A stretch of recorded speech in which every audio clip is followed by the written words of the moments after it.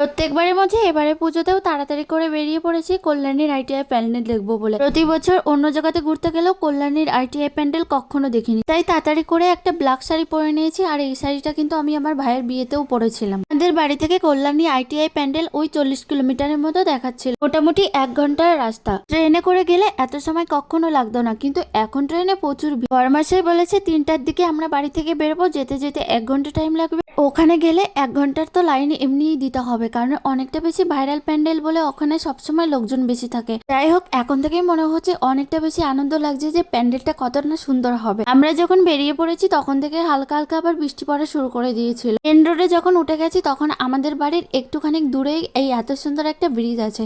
এই ব্রিজটা যে কতটা সুন্দর লাগছিল, চারিদিকে শুধু জল আর জল, পুরো মনে হচ্ছিল গ্রাম এলাকার মতো। কল্যাণী আইটিআই প্যান্ডেলটা অনেকটা বেশি ভাইরাল। আর এবছর নাকি ওখানে মাকে 90 কিলো সোনা পরানো হয়েছে, সোনার গহনা। আর সেই মিষ্টি মুখটা দেখার জন্য আমরা এত দূর থেকে আজকে ছুটে চলে যাচ্ছি।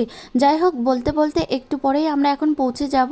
1 ঘন্টার পরে যখনই ফার্স্টে প্যান্ডেলে ঢুকেছি তখন দেখো এখানে মানুষ সামান্য টাকার জন্য কত রিস্ক নিয়ে এই খেলাগুলো দেখাতে পারে। ফাইনালি চলে এসেছি আমরা সেই কল্যাণীর ভাইরাল আইটিআই প্যান্ডেলে। দেখো কত সুন্দর লাগছে সন্ধ্যার সময়। সন্ধ্যার সময় যখন প্যান্ডেলের লাইটিংটা ছেড়ে দিয়েছে তখন আরো দেখতে অনেক বেশি সুন্দর লাগছিল। এখন সত্যি কথা বলতে গেলে আমার গায়ে কাটা দিচ্ছে। মায়ের গায়ে যতগুলো গয়না তোমরা দেখতে পাচ্ছ এখানে সব গয়নাগুলোই কিন্তু সোনার তৈরি। এবছর মায়ের গায়ে যত গয়না আছে সমস্ত গয়নার ওয়েট ছিল 90 কিলো মতো। এর বছর নাকি এর থেকে আরো ডাবল ছিল, মানে 150 কিলো গয়না। প্যান্ডেলের পিছন দিকে বসেছে মেলা, আর এখানে দেখো কত বড় একটা মেলা উঠেছে। যাই হোক, পুজো শুরু হওয়ার আগে মায়ের মুখটা দেখে আমার অনেক বেশি ভালো লেগেছে। এখানে আস্তে আস্তে দেখতে পেলাম তন্দুরি চা, মালাই চা, সমস্ত কিছু এখানে মাটির বানাতে যাবো আর খাওয়া দাওয়া করবো না এমনটা তো হতেই পারে না। তারপর আমরা ওখান থেকে 3টা আইসক্রিম কিনে খেয়ে আবার চলে এসেছি আরেকটা নতুন প্যান্ডেল। কলকাতাটা সম্পূর্ণটাই প্যান্ডেলের জন্য বিখ্যাত। গ্রামের দিকে একটা পুজো করতে গেলে 4টা গ্রামের মানুষের কাছ থেকে চাঁদা তুলে তারপরে পুজোটা করতে হয়। সেখানের একটা আলাদাই মজা, সবাই মিলে একসঙ্গে মজা করে। যাই হোক, এখানেও দেখো মাকে কত মিষ্টি লাগছে। প্যান্ডেলটাও নাকি অনেকবার পুরস্কৃত হয়েছে,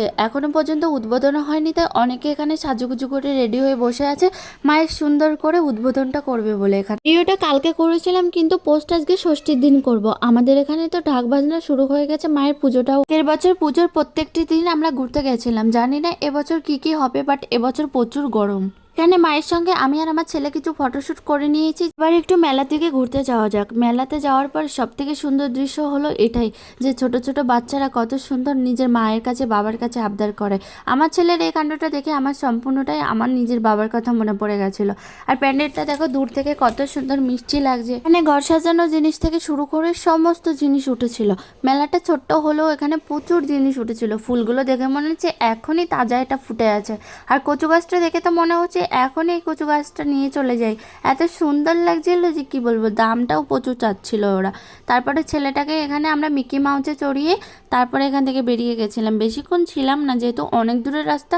যাই হোক, ভিডিওটি যদি ভালো লাগে থাকে সবাই অনেক অনেক বেশি লাইক করো। আর তোমরা কে কে পুজোতে ঘুরতে যাচ্ছ, মজা করছো অবশ্যই জানিও।